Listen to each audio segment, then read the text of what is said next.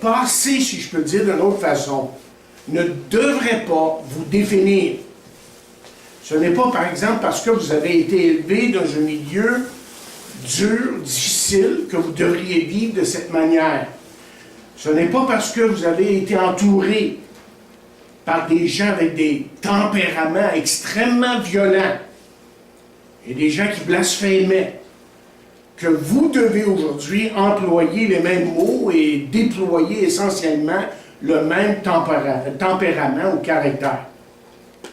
Nous avons appris la semaine dernière que vous pouvez contrecarrer tout ça avec l'aide et avec la grâce de Dieu. Parce que vous voyez, il est trop facile à certains moments de blâmer les autres pour son passé. Et trop souvent, là, c'est tout simplement une indication d'une personne qui refuse de se repentir, d'une personne qui refuse vraiment de changer. Mais ce que vous devez savoir ce matin, que Dieu, lui, désire vous changer.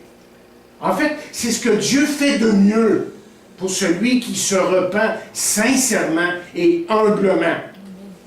Donc, vous ne devriez, ce qu'on a appris la semaine dernière, et je n'avais pas tout à fait fini le message.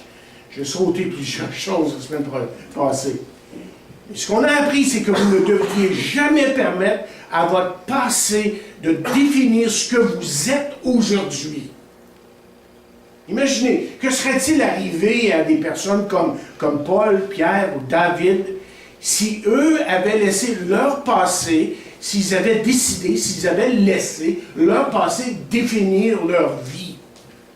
Parce que chacune de ces personnes-là ont eu des problèmes à un moment donné dans leur passé. Mais ils ont surmonté, vous voyez, ces problèmes-là avec l'aide de Dieu. Dieu est venu dans sa grâce et Dieu les a élevés. Et ces hommes-là ont pu vraiment avancer dans la vie et faire quelque chose de valable dans leur vie. Et c'est ça que Dieu veut que vous fassiez, vous, dans votre vie. Il y a quelque chose que nous puissions aussi, autre chose qu'on peut retenir de la maison de Joseph, c'est la vérité que nos foyers, devraient être des sanctuaires de bonté et de piété. Ça devrait être surtout un endroit où Jésus règne, où l'on entend ses louanges, où le Seigneur en tout temps est honoré. Nos foyers devraient être des endroits où la Bible est lue, honorée et vécue. Nos foyers devraient être des endroits où la voix du Saint-Esprit, vous voyez, est capable de parler afin de nous diriger sur le bon chemin ou sur les bons chemins. Que vous ayez des enfants ou non, vous devriez prier pour ça. Que Dieu véritablement règne dans votre foyer, pour que chacun des foyers représentés ici dans cette Église soit une lumière brillante pour les autres foyers dans l'Église et surtout pour le monde aujourd'hui qui a tellement besoin d'exemples d'hommes et de femmes et de foyers qui ont la joie, qui ont le pardon et qui ont un sens à leur vie. Maintenant, tout en considérant les problèmes qui ont été une plaie pour la jeunesse ou les premières années de Joseph, là, on peut se réjouir du fait qu'on a vu la semaine dernière, là, que Dieu a pris contrôle de la vie de ce jeune homme-là. Et que Dieu, dans un sens, l'a comme raffiné, il l'a transformé en or pur pour sa gloire. Et comme j'ai dit la semaine dernière, si on regardait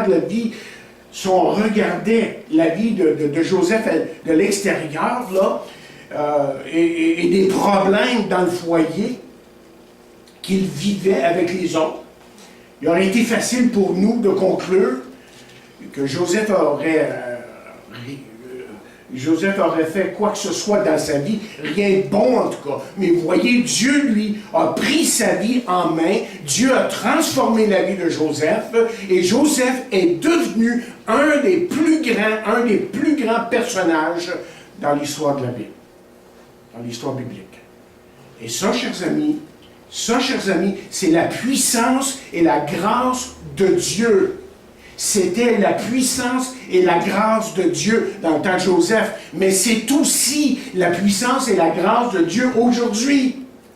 Il est autant capable de faire ce qu'il a fait pour Joseph, pour vous, en tant qu'individu. Et ça, vous voyez, ça me donne l'espoir en tant que parent. Parce que je sais qu'en tant que parent, que j'ai fait des erreurs là, en élevant mes enfants. Mais c'est réconfortant de savoir que Dieu, lui, peut passer par-dessus mes bêtises et quand même utiliser mes enfants pour sa gloire. Et ça me donne de l'espoir en tant que pasteur. Parce que vous voyez, je vois certains chrétiens qui grandissent dans des foyers négatifs, dans des lieux, dans des places, dans des endroits là, qui sont extrêmement négatifs. Et on dirait à certains moments, quand on examine et on parle à ces gens-là, que tout est contre eux. Mais c'est réconfortant. C'est tellement réconfortant de savoir que Dieu peut travailler dans leur vie en dépit de toutes ces choses-là. L'amour, autrement dit, et la fidélité et la puissance de Dieu agit malgré ce qui arrive dans nos vies et malgré ce qui est arrivé dans nos vies dans le passé. Mais ça, c'est l'espoir, vous voyez, qui vient de Dieu. Ça, c'est l'espoir qui vient de la bonne nouvelle de Jésus-Christ. Quand on apprend à connaître Jésus-Christ et qu'il devient vraiment notre Sauveur et Seigneur, celui qui est maître de nos vies, là, bien, le verset dans 2 Corinthiens 5, 17 devient une réalité qui dit, si quelqu'un est en Christ, il est une nouvelle créature. Les choses anciennes sont passées, voici toutes choses sont devenues nouvelles. Il y a un autre excellent verset dans la Bible qui dit ceci, « Or, le Seigneur, c'est l'Esprit. Et là où est l'Esprit du Seigneur, là est la liberté. » Je me demande si vous comprenez vraiment ce que l'apôtre était en train de dire lorsqu'il a écrit ces quelques paroles-là il y a 2000 ans de ça. Ce qu'il est en train de dire, c'est que le moment que l'Esprit fait sa demeure dans un individu, il devient un enfant de Dieu. Parce que sans l'Esprit de Dieu, vous ne pouvez pas être son enfant. La Bible dit clairement, si quelqu'un n'a pas l'Esprit de Christ ou l'Esprit de Dieu, le Saint-Esprit, si vous voulez, il ne lui appartient pas. Et c'est seulement à partir de ce moment-là, lorsque l'Esprit de Dieu fait sa demeure dans votre vie, que vous avez la liberté. Question de liberté ici, là. Que vous avez la liberté de vous approcher de Dieu pour que le voile soit enlevé. Le texte immédiat, c'est de ça qu'il parle, de ce voile qui est là, qui est devant nos yeux, mais quand on vient à Christ, que son esprit vient dans nos vies, là, le voile disparaît. Et c'est seulement à ce moment-là que j'ai la liberté d'aimer mon prochain comme Dieu veut que j'aime mon prochain, que j'ai la liberté surtout de mettre mon passé derrière moi. Ça, c'est le Saint-Esprit qui fait ça. C'est le Saint-Esprit qui m'ouvre la porte et qui me donne une pleine liberté. Et vous voyez, ça rejoint les paroles de Jésus qui a dit, « Si donc le Fils vous affranchit, vous serez réellement libre. » Donc, là où est Jésus, là est l'Esprit. Et là où est l'Esprit, là est Jésus. Et il veut vous donner quelque chose de nouveau. Aujourd'hui. Et tous les jours. Il veut vraiment agir dans votre vie. Écoutez, lorsque Dieu a cherché un apôtre pour les gentils, les païens, Dieu n'a même pas cherché à l'intérieur de l'Église. Dieu est allé, je dirais même, dans la plus invraisemblable mine imaginable. Et il a choisi quelqu'un que personne n'aurait choisi. Lorsque Dieu eut fini de le raffiner et de le former, il devint de l'or. Et cet homme-là s'appelait Paul. Hein? Et lorsque Dieu décidait, par exemple, de choisir un nouveau roi pour Israël, Dieu n'a pas regardé dans le palais de Saül.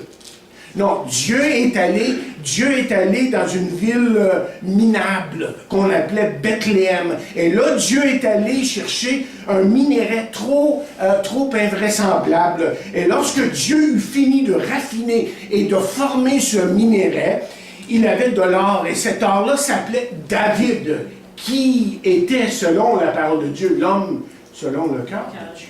C'est comme ça qu'on le décrit. Et lorsque Dieu a cherché un homme pour faire sortir le peuple d'Israël de l'Égypte, il n'est pas allé vers les grands. Pas du tout. Dieu est allé dans une mine improbable.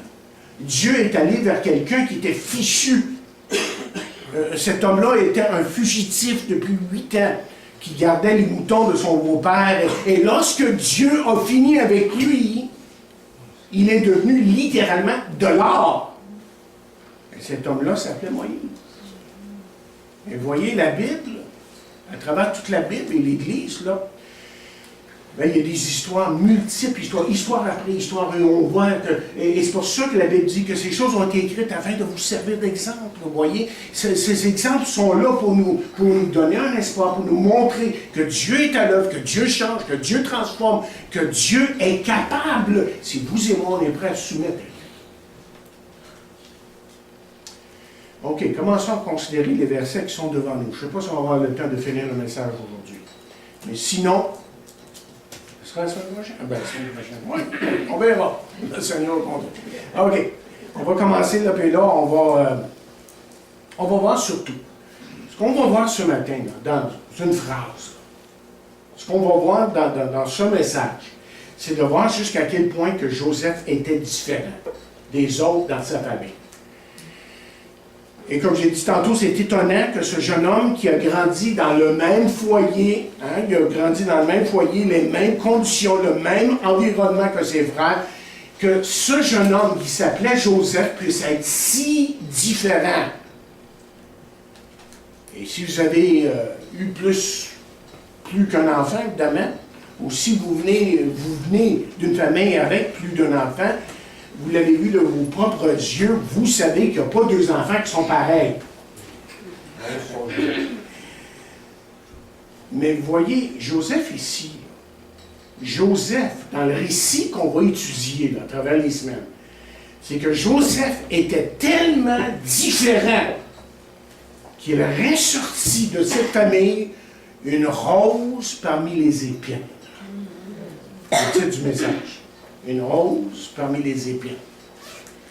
Et un des points, si on retourne au verset 2, un des points qui démontre le plus combien Joseph était différent, c'est la pureté dans sa vie. C'est peut-être pas aussi évident en lisant comme ça, mais en fouillant un peu, j'ai trouvé qu'il y avait vraiment un trésor de pensée ici, dans ce texte. Parce que vous voyez, chaque fois, quand vous connaissez l'ensemble de l'histoire de Joseph, chaque fois que vous voyez Joseph, il fait ce qui est juste et honnête. Et c'est ça qui l'a rendu différent de ses frères. La pureté, l'intégrité et un désir profond de faire ce qui est bon en tout temps était la marque de la vie de Joseph. Et rappelez-vous, Joseph, c'est un jeune homme, probablement pas plus vieux que 17 ans. Et dans le verset 2,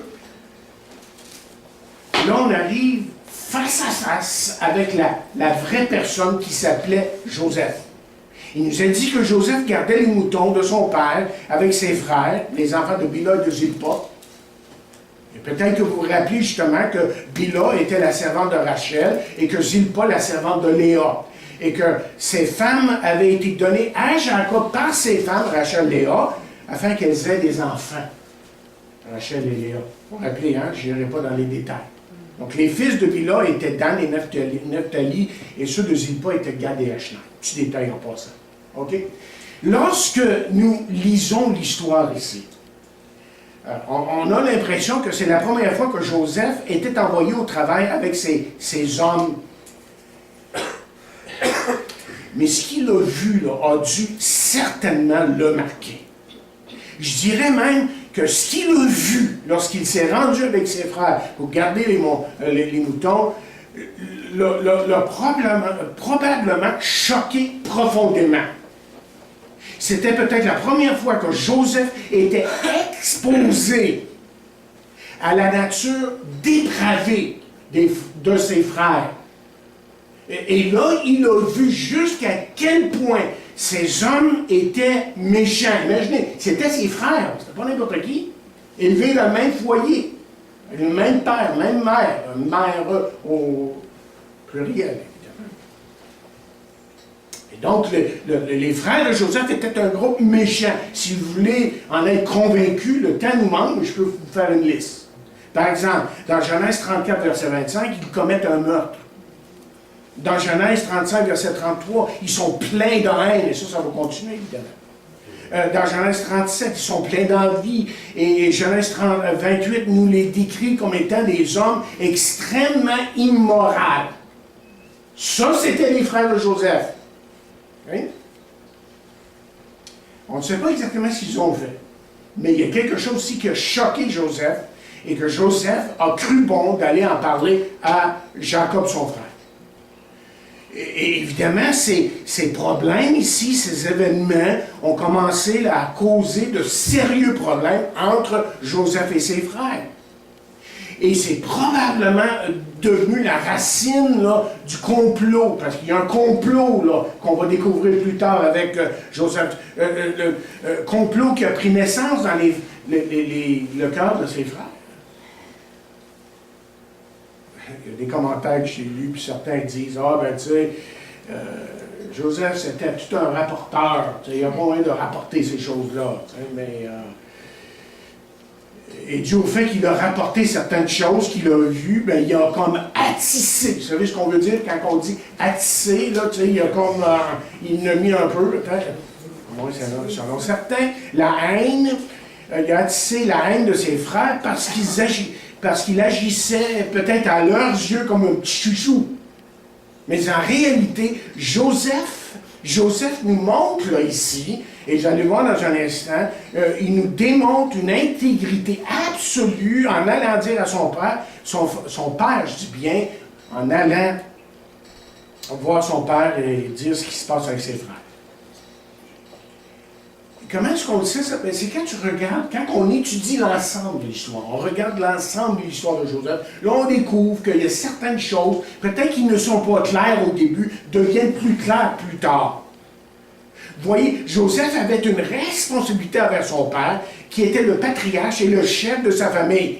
Et peu importe ce que faisaient ses frères, cela avait sûrement un rapport direct, indirect sur le père. Il y avait une position importante dans la société de ce moment-là. Et cela avait, comme je dis, une conséquence directe avec sa réputation dans la région. Et c'était nécessaire que Jacob sache ce que faisaient ses fils. Et Joseph a fait ce qui était juste en allant voir Jacob pour lui raconter les agissements de ses frères.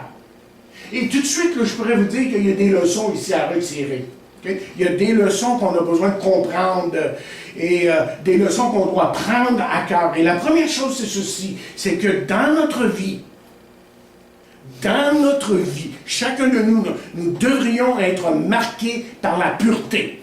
C'est ce qu'on voit dans Joseph.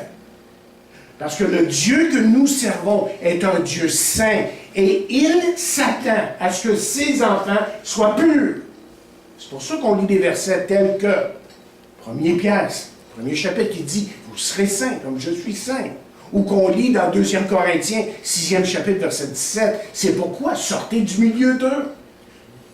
Et séparez-vous, dit le Seigneur. Ne touchez pas ce qui est impur, et je vous accueillerai. » Autrement dit, ce qu'on découvre dans la parole de Dieu, c'est que puisque vous et moi, nous sommes ses enfants, Dieu demande qu'on vive séparés du monde et de sa saleté. Il veut, et c'est la seule façon d'être un témoignage pour les autres autour de nous. Il veut absolument qu'on soit différent. Et on doit être différent dans notre façon d'agir, de parler, de penser et de vivre. Et la pureté devrait être la marque de qualité de nos vies. Deuxième leçon qu'on doit apprendre ici, c'est que ce n'est pas facile, mais nous devrions toujours nous battre pour agir comme il se doit dans toutes les situations. Notre vie, la vie que nous avons là, devrait se démarquer par l'intégrité. Et j'aurais voulu le développer davantage sur l'intégrité, mais le temps nous manque ce matin, je le ferai une autre fois. Mais l'intégrité est une chose qui est tellement importante. Laissez-moi vous dire, ne me parlez pas de votre évangile si vous n'êtes pas intègre. Et parfois, ça me choque ce que j'entends de la part de certains chrétiens. Mais là, dans leur vie quotidienne, c'est plus là. Dieu n'est plus là. N'importe quoi sort de leur bouche. Ils font n'importe quoi, n'importe comment. Et on se demande pourquoi l'Évangile n'avance pas. Parce qu'il n'y a pas d'intégrité. On paraît intègre le dimanche matin avec les mains dans les airs. Rien de mal avec les mains dans les airs. Mais je fais juste exagérer ici. Là. Je vais vous montrer comment ça peut être des fois. Pour avoir les mains dans les poches, je fais la même chose. Et c'est juste l'idée que si on est pour dire qu'on est telle personne, on devrait être telle personne, le lundi, le mardi, le mercredi, jeudi, vendredi, samedi, dimanche, est-ce que j'en ai manqué? Je pense qu'il y a 16 jours en dessous. Et des fois, ça peut nous coûter quelque chose personnellement. Et ça aurait peut-être été plus facile pour Joseph de couvrir, vous voyez, ce que ses frères avaient fait. Et ça aurait été encore plus facile pour Joseph, peut-être même de se joindre avec eux et d'avoir du fun comme eux avaient du fun. Et Joseph, vous voyez, ce jeune homme ici de 17 ans, était déterminé à faire ce qui était bien. Même si ça devait peut-être lui coûter quelque chose. Et ça va lui coûter cher. Si vous connaissez le moindrement le reste de l'histoire de Joseph, vous savez que ça lui a coûté extrêmement cher, mais ça a valu la peine. Une autre leçon, c'est l'usage adéquat de notre langue. Une autre chose qu'on apprend ici, c'est l'usage adéquat de notre langue. Nous ne devrions pas jamais être coupables de colportage. Et si vous vous demandez ce qu'on veut dire par colportage, bien, je vous réfère simplement à Lévitique qui nous dit « Tu ne répandras point de calomnie parmi ton peuple. » Et s'il y a quelque chose que vous deviez dire, si vous avez quelque chose à dire à quelqu'un, je vais le dire d'une autre façon. Vous avez à dire quelque chose à quelqu'un. Soyez sûr que c'est à lui que vous le dites. Si vous avez quelque chose à dire de quelqu'un, allez le dire à lui avant. Évidemment, Joseph, lui, s'il l'a dit, c'était dans l'espoir de faire cesser le comportement malsain. Il y avait quelque chose qui se passait là qui n'était pas correct parmi les frères de Joseph. Et eux, évidemment, n'étaient pas du tout intéressés d'arrêter leur comportement qui était malsain. Ils étaient plutôt peut-être même intéressés à l'étendre, à embarquer tout le monde à vivre comme eux vivaient. Et c'était devenu une vie tout à fait dans le désarroi. Écoutez, si vous avez quelque chose à dire de quelqu'un, dites toujours au moins la vérité. Et c'est ça que Joseph a dit ici. Il n'a pas essayé d'embellir les faits, d'en faire plus, d'en dire plus. Non, il a raconté tel que ça s'est produit. Mais vous voyez, un bavard ou un calomniateur, là, lui, son intérêt, c'est de le dire aux autres, de le dire aux mauvaises personnes et de rajouter des détails et même peut-être d'enlever de certains détails pour que peut-être que lui puisse paraître un peu mieux dans tout ça. Right? Je sais des choses. Et tu sais, moi, ça c'est pas moi. Hein? C'est pas moi. Comment est-ce que je suis en train de dire, moi? Je suis assez terre à terre avec vous autres, en vous parlant comme ça ce matin. Parce que s'il y a une chose qu'on pourrait apprendre dans l'Église de Jésus-Christ, c'est de se taire à certains moments. Et c'est d'apprendre à aller voir ceux avec qui on est impliqué dans un certain problème, d'aller le voir, de lui parler, d'être assez charitable pour lui dire la vérité et pour... Est-ce qu'on n'a pas parlé de pardon matin? On a parlé, hein? Facile de parler de pardon, et comme je disais à quelqu'un dernièrement, facile de parler d'amour quand tout va bien. Ah, on s'aime-tu? Puis on se pardonne. Mais quand le problème arrive, là, tout d'un coup, ben là, lui, là, ben non, là, capable de le sentir. Mais c'est justement là où tu dois pardonner. C'est justement là que tu dois vraiment aimer. C'est là, que ça arrive. The rubber hits the what? On dit en anglais? The road. Où la roue frappe le chemin. Traduction. C'est dur de traduire l'anglais des fois. Mais vous comprenez l'idée, c'est que quand ça arrive, là c'est le temps d'agir. Là, c'est le temps de dire, Seigneur, donne-moi la capacité de pardonner. Donne-moi d'aimer malgré que j'ai de la misère. On comprend qu'on a de la misère. Ça dépend comment on se prend sur le coup. Ouais. Mais allons plus loin. Et comme j'ai dit, je ne sais pas si je vais avoir le temps de finir ce message, mais les versets 3 et 4 là, sont pas plus loin. Ces versets nous démontrent un peu l'atmosphère dans laquelle Joseph demeurait. Il semble clair que Jacob était coupable de favoritisme. Jacob était coupable de favoritisme dans sa relation avec ses enfants. Parce qu'il est dit là, que Jacob aimait Joseph plus que ses autres enfants. OK? Je pense que si Jacob avait réfléchi un petit peu, il aurait dû être un petit peu plus sage. Parce que lui-même, vous vous rappelez, si vous connaissez l'histoire de Jacob, vous savez que Jacob a grandi dans un foyer marqué par le favoritisme. Et dans son foyer, sa mère, rappelez, Rebecca, le favorisait, tandis que Jacob, lui, que son père Isaac, excusez, de Jacob, Isaac favorisait Ésaü. Bien, évidemment, la leçon est simple. Je ne suis pas chinois, là. Ce que je vais vous dire, c'est que les parents de tout âge, devraient faire attention de ne pas favoriser un autre enfant, évidemment. Et nos enfants devraient toujours, autant que possible, être traités égal à égal.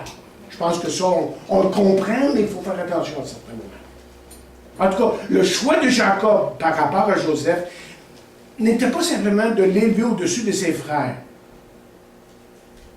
Parce qu'il apparaît, selon le texte ici qu'on lit, que Joseph avait choisi, écoutez bien ce que je veux dire, et là vous allez commencer à vraiment comprendre le sens de l'histoire ici, là, que Jacob avait choisi Joseph comme l'héritier de tous ses biens après son décès. Et là, tout de suite, vous avez un problème. Vous savez quoi, je pense. Et ça nous est indiqué par deux phrases dans le texte. Il dit, parce qu'il était le fils de sa richesse. Et lui, ensuite, il dit, il lui fit un manteau de plusieurs couleurs. Là, vous lisez ce texte-là, vous dites, ah, c'est beau, c'était son favori. Il y a beaucoup plus que ça dans le texte. Le sens là, est beaucoup plus fort que ça. Je veux qu'on considère, juste pour un instant, ces quelques phrases. D'abord, cette phrase, parce qu'il était le fils de sa vieillesse, peut se référer, comme j'ai lu dans un commentaire, au fait que Jacob avait 91 ans lorsque Joseph est né. Et on sait, Jacob avait attendu de longues années pour obtenir un fils de sa bien-aimée épouse qui s'appelait Rachel.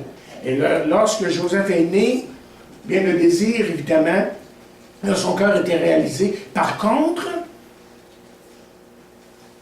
il y a une autre possibilité dans le sens des mots ici, parce qu'il était le fils de sa vieillesse. Il y a un autre sens dans l'hébreu. Et cette phrase aurait pu se traduire, apparemment, par « parce que des cheveux blancs reposaient sur des jeunes épaules ». Oh, ça prend tout un autre sens. Parce que des cheveux blancs reposaient sur de jeunes épaules. De qui est-ce qu'on parle? On parle de Joseph. Ça pourrait vouloir dire tout simplement que Jacob a vu en Joseph sagesse et force de caractère qu'il ne trouvait pas dans les autres. OK? Et ces événements ont eu lieu apparemment que Jacob avait à peu près 108 ans. Je ne savais pas combien de temps il lui restait. Il lui restait, évidemment, probablement peu de temps. Mais il avait besoin, justement, que quelqu'un... Rappelez ce que j'ai dit tantôt, c'était le chef, le patriarche, c'est lui qui dirigeait, OK? Mais là, il avait besoin que quelqu'un prenne sa place à un moment donné. Et à qui cette place revenait-elle, normalement? Vous savez, pas à lui. C'était le plus jeune. Ben oui, c'est ça, ça revenait au plus vieux. C'est ça? La doigt d'Inès qui était là, c'est dans le temps. Son fils Ruben, lui, le plus vieux, il s'est disqualifié. Comment s'est-il disqualifié? Bien, si vous regardez dans l'histoire, dans Genèse 35, vous découvrez qu'il a commis l'inceste avec sa concubine, la concubine de son frère Bila. Et les fils plus âgés que lui, Bila, de Zilpa, bien, c'était pas du tout dans son choix. Donc, le seul choix qui demeurait vraiment valable pour Joseph, c'était, de Jacob, excusez, était Joseph, évidemment. Et ensuite, il nous a dit aussi que Jacob avait fait pour Joseph un manteau de plusieurs couleurs. Alors, on regarde cette image comme étant un petit manteau de couleurs, hein, et on dit que Joseph il s'est sûrement dit « Je suis spécial. Papa même plus que les autres. » Mais laissez-moi vous dire que ce manteau disait beaucoup plus que ça. C'était beaucoup plus que ça. Si on fouille un peu dans l'arrière-plan de la culture du temps, on découvre que la phrase traduite un manteau de couleur se rapporte littéralement à une chemise de longue, à manches longues. Et c'était un vêtement multicolore, je l'ai, très spécial et lourdement décoré. Et ce vêtement aurait eu des manches qui seraient descendues jusqu'aux mains et le rebord serait allé jusqu'aux chevilles. Vous avez l'image un petit peu? OK. Mais ça, là, écoutez bien, c'était une démarcation de dirigeant ou de chef de clan. OK? Un travailleur, autrement dit dans ce temps-là, un travailleur ordinaire ne portait pas ce genre de vêtement. Ce vêtement était porté par un héritier.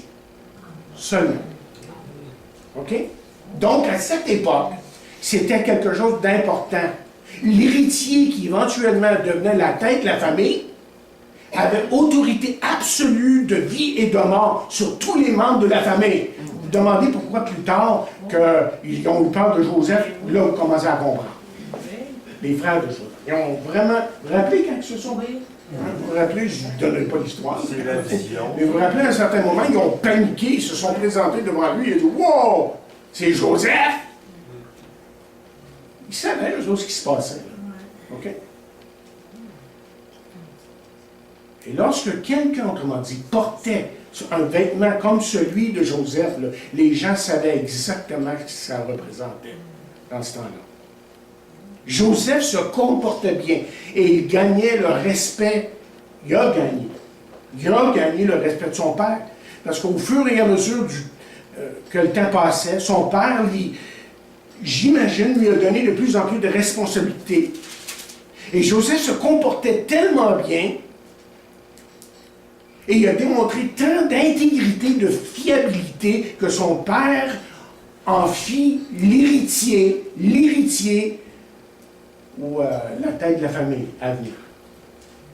Toute l'attention que Jacob portait à Joseph a provoqué évidemment la jalousie chez les frères de Joseph, les frères aînés.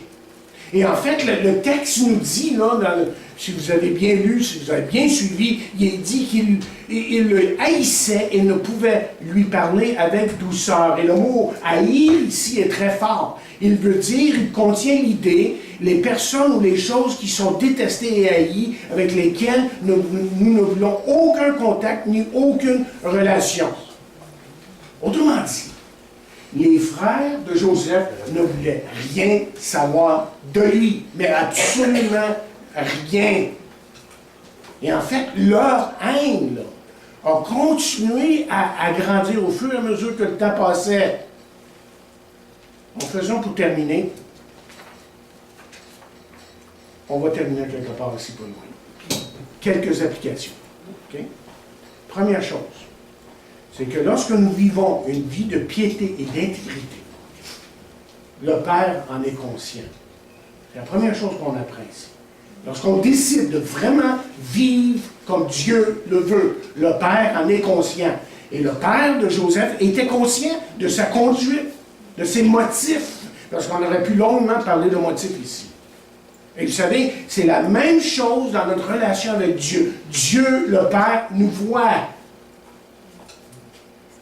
Regardez ce qui est dit dans Matthieu 25, verset 21, lorsqu'il dit, son maître lui dit, c'est bien, bon et fidèle serviteur. Tu as été fidèle en peu de choses, je te confierai encore beaucoup. Entre dans la joie de ton maître. Et, mais le vrai caractère de notre cœur se révèle dans la fidélité du service que nous accomplissons pour Dieu. Et c'est pour ça qu'on peut lire maintenant dans Luc 16, verset 10, « Celui qui est fidèle dans les moindres choses l'est aussi dans les grandes, et celui qui est injuste dans les moindres choses l'est aussi dans les grandes. » Deuxième leçon, lorsque nous avons une promotion, ce qu'on peut apprendre ici, là, de façon pratique, c'est que lorsque nous avons une promotion, nous ne devons pas nous vanter de nos accomplissements. C'est une chose que Joseph n'a pas fait.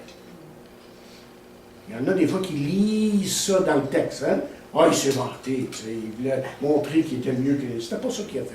Pas du tout. Lorsque vous regardez encore une fois, comme j'ai dit tantôt, l'ensemble de l'histoire de Joseph, vous découvrez un homme qui est extrêmement humble et intègre et qui marchait réellement avec Dieu. Quelqu'un a écrit, tout avancement dans le monde spirituel est une bénédiction, une grâce de Dieu qui travaille dans nos vies. Et c'est pour ça que Paul pouvait dire ceci. Il dit, par la grâce de Dieu, je suis ce que je suis. Et sa grâce envers moi n'a pas été vaine. Loin de là, j'ai travaillé plus que tous, non pas moi toutefois, mais la grâce qui est avec moi. Et la troisième leçon, et dernière, que je vais mentionner ce matin, c'est que lorsque les autres ont une promotion, nous devons veiller à ne pas devenir jaloux. Parce que c'est ça qu'on voit dans le texte ici. La haine a grandi. La haine dans le cœur de ses frères a augmenté. Et plutôt que d'être en colère parce qu'ils progressent, nous devrions, on parle de nos frères ou sœurs, être reconnaissants de ce que Dieu fait dans leur vie. Votre véritable personnalité, j'ai lu en quelque part, se révèle à la manière que vous réagissez aux promotions, aux bénédictions et aux accomplissements et à l'avancement des autres. Et je vais terminer avec ceci. Quelque chose qui est vraiment arrivé une fois. Dans une de mes églises, j'en ai fait quelques-unes quand même, mais dans une de mes églises dans le passé, je me rappelle, il y avait une liste de 6 hommes pour être choisi diacre dans l'Église, pour être élu diacre dans l'Église. Je pense qu'on pouvait juste en élire 4. 4 ont été choisis et évidemment, il y en a 2 qui n'ont pas passé. Les 2 qui n'ont pas été choisis, vous savez quoi? Parce que j'ai appris à les connaître, m'ont néanmoins démontré qu'ils avaient le caractère pour accomplir ce travail-là. Ils auraient pu être choisis. Et comment est-ce qu'ils m'ont prouvé qu'ils auraient pu faire ce travail? C'est que ces hommes sont restés fidèles dans leur travail pour le Seigneur et ils ne sont pas devenus amers. Ils ont remis le tout dans les mains du Seigneur. Ils lui ont fait confiance pour autre chose. Et d'autres tâches sont venues à un moment donné et ils l'ont accompli fidèlement pour Dieu. Et c'est ça qui est arrivé avec Joseph ici. Joseph, voyez, a gardé la bonne attitude. Joseph était un homme fidèle. On a beaucoup à apprendre de lui. Et voilà qu'on parle ici d'un jeune homme de 17 ans qui a démontré une maturité incroyable, qui savait que pour marcher avec Dieu et pour Dieu, il aurait peut-être un prix à payer. Mais lui était prêt. Et c'est pour ça que Dieu l'a utilisé. Est-ce que vous êtes prêts, vous? Est-ce que Dieu vous utilise? Que Dieu puisse se servir de vous? Peut-être que ça va vous coûter quelque chose, je ne sais pas quoi, qu'est-ce qui se passe dans votre vie, mais je sais une chose, que chacun de nous, là, on est important aux yeux de Dieu. On n'est pas là juste par chance dans la vie. J'arrive, j'espère que quelque chose arrive de bien. C'est pas ça la vie. Là. La vie, c'est que Dieu a un plan pour vous. Et c'est pour ça que Jésus-Christ est mort sur la croix, pour vos péchés, pour que vous puissiez avoir une rencontre avec Dieu, et que Dieu change vos vies, et vous donne une direction. Mais seul lui peut faire ça. Et c'est pas parce que vous êtes plus intelligent, plus instruit, plus connaissant qu'un autre, que vous allez bien réussir aux yeux de Dieu. C'est parce que vous allez vous allez tout simplement reconnaître qu'il vous aime, qu'il pardonne votre passé, vos péchés, qu'il est mort pour vous sur la croix et que maintenant, il veut faire sa demande dans votre vie. Il veut absolument, il désire ardemment devenir votre sauveur, votre ami, votre compagnon, votre dirigeant, votre maître. Voulez-vous lui laisser ce privilège ce matin? Ouvrez votre cœur. Parce que Jésus frappe à la porte de votre vie. Prions.